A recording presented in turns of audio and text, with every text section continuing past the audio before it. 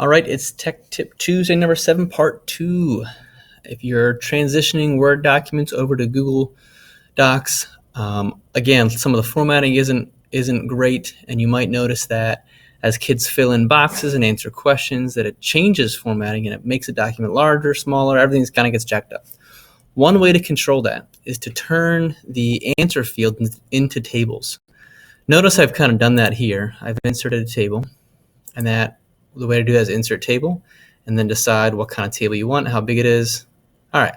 Well, that works great and it's fine. But often visually it just kind of looks boring or it doesn't look good.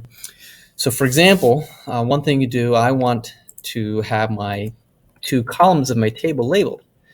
Now, if I want these things centered, I might have centered over the table. I gotta play with the spacing. I gotta sit here and work it out, and it takes extra time.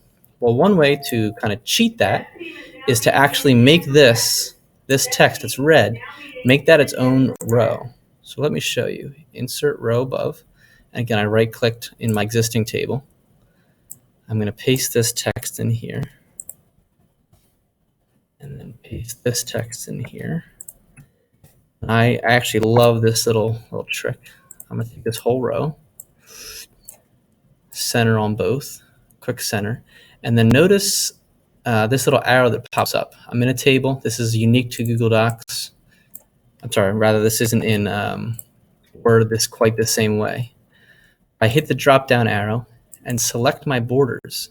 And notice with the borders selected, my menu options change. If I make the borders white, they're gone.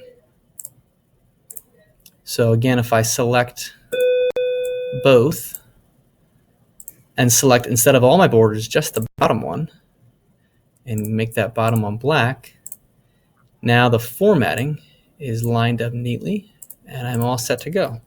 I delete the extra spaces and it looks neater and cleaner and it stays that way.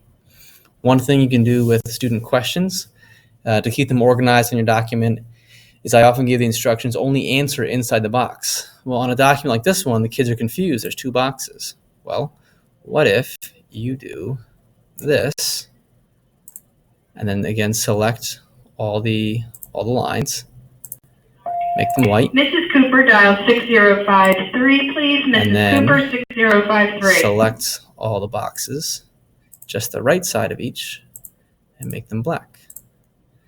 Now your instructions line up with the box you want the kids to answer in. This is a nice way to organize the documents and make them look a little neater, and I think a great help when working in Google Docs and keeping your spaces organized within your documents. Incidentally, I want my borders in here, so I'm gonna leave them on there. So hopefully that tip helps you and you find it useful. So long.